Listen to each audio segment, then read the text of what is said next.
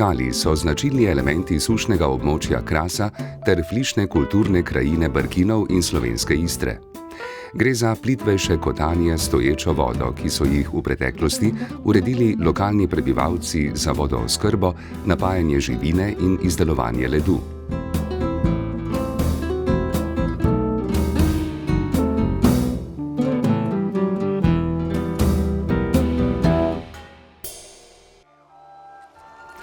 Dno kotanj so obložili z glino ali ilovico in jo dobro steptali, da je zadrževala deževnico ali izvirsko vodo. Ko se je živina napajala, je glino še dodatno teptala, kar je zagotavljalo vodotesnost kalov.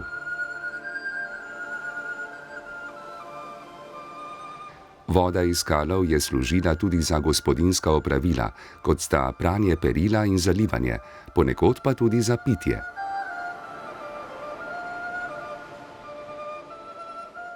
Kali, ki so bili namenjeni izdelovanju ledu, so se nahajali v bližini ledenic, kjer so led shranjevali ter ga prodajali onkraj meje, v Trst.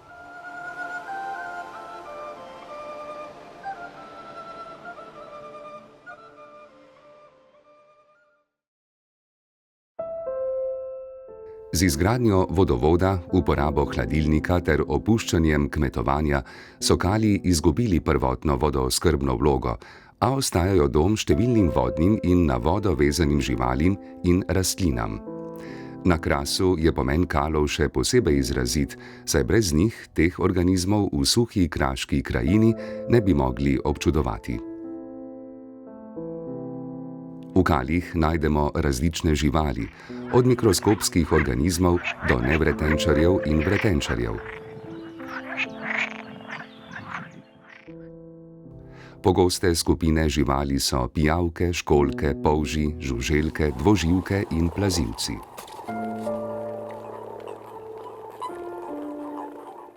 Manj poznane so ličinke raznih žuželk. V kalih lahko srečamo ličinke kačjih pastirjev, hroščev, vodnih stenic in raznih muh. Nekatere žuželke preživijo le del svojega cikla v vodi, druge pa celotno življenje. Dvoživke, ki živijo na območju Slovenije, delimo v dve skupini: brezrepe in repate dvoživke.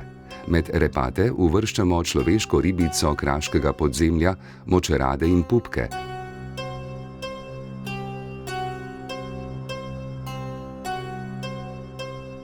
Med brezrepe pa krastače, urhe, rege in prave žabe.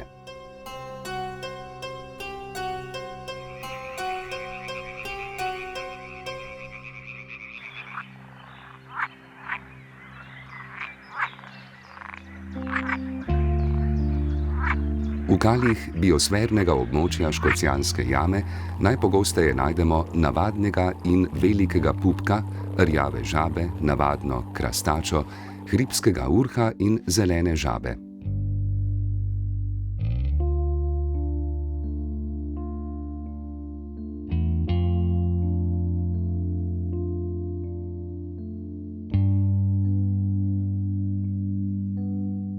Dvoživke del leta preživijo v vodi, del pa na kopnem.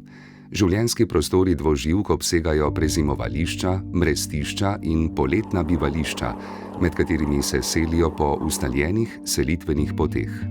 Nekatere vrste na svojih selitvah prehodijo od nekaj 100, druge pa do nekaj 1000 metrov. Dvoživke se množično selijo vsako pomlad, ko se nočna temperatura dvigne nad 5 stopinj Celzija in je v zraku dovolj vlage.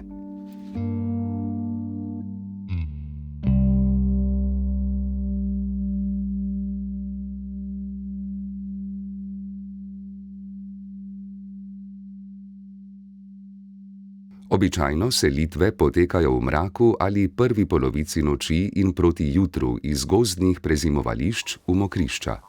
Na poti naletijo na številne ovire, največjo pa jim predstavljajo ceste.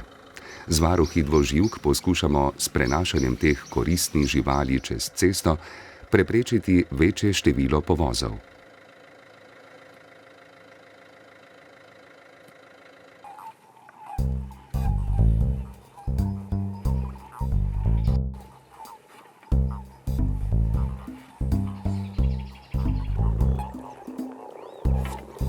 Na mrestiščih se dvoživke parijo in odlagajo jajčeca.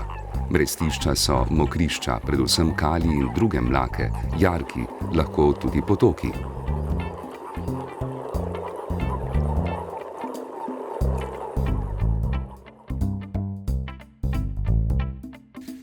Po nekaj tednih se iz jajčec razvijejo ličinke. Pri žabah jih imenujemo paglavci.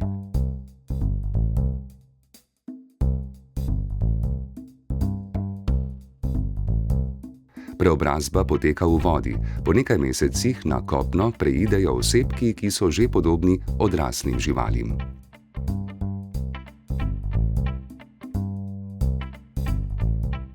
Pupki imajo v nasprotju z žabami podolgovato telo in rep, dolžina sprednjih in zadnjih nog je enaka. V vodi plavajo tako, da se zvijajo podobno kot ribe, noge pa so ob telesu. Na kopnem jim noge služijo za hojo in plezanje. Samci imajo v paritvenem obdobju vzdolž hrbta razvit greben in so tudi bolj pisani kot samice. V parku Škocjanske jame in pripadajočem območju že vrsto let spremljamo stanje dvoživk v obnovljenih kalih. Z uveljavljenimi metodami poskušamo oceniti velikost populacije v posameznem kalu.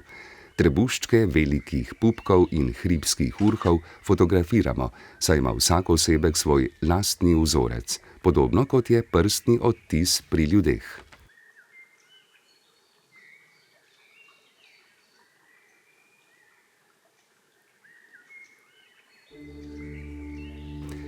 V kalih najdemo tudi tujerodne vrste, najpogosteje med njimi zlato ribico.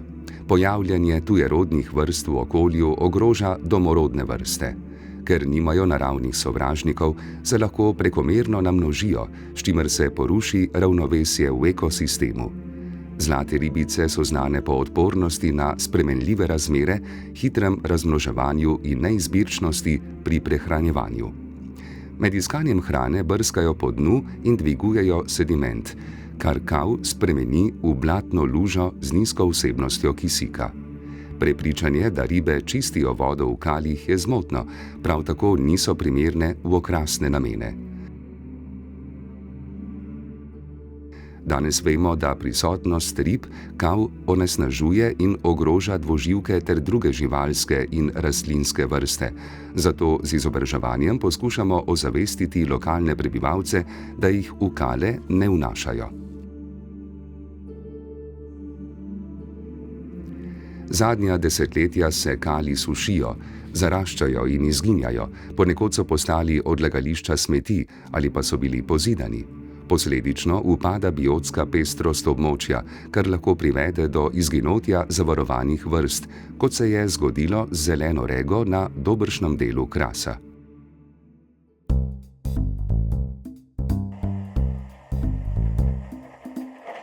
Z obnovo poskušamo ohraniti mrežo kalov, ki je ključna za obstoj na vodo vezanih vrst in visoke biotske pestrosti krajine.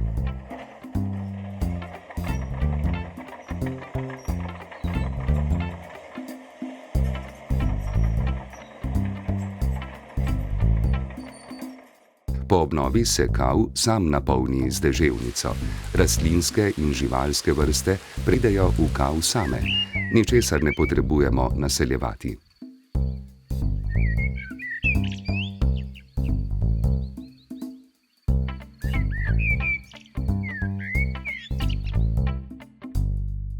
Kali so obenem del kulturne dediščine in nas spominjajo na življenje v preteklosti. So pomembna napajališča za divjad, ptice in opraševalce, še posebej v poletnih mesecih, ko vode primanjkuje. Služijo tudi kot učilnica v naravi in popestritev sprehajalnih poti.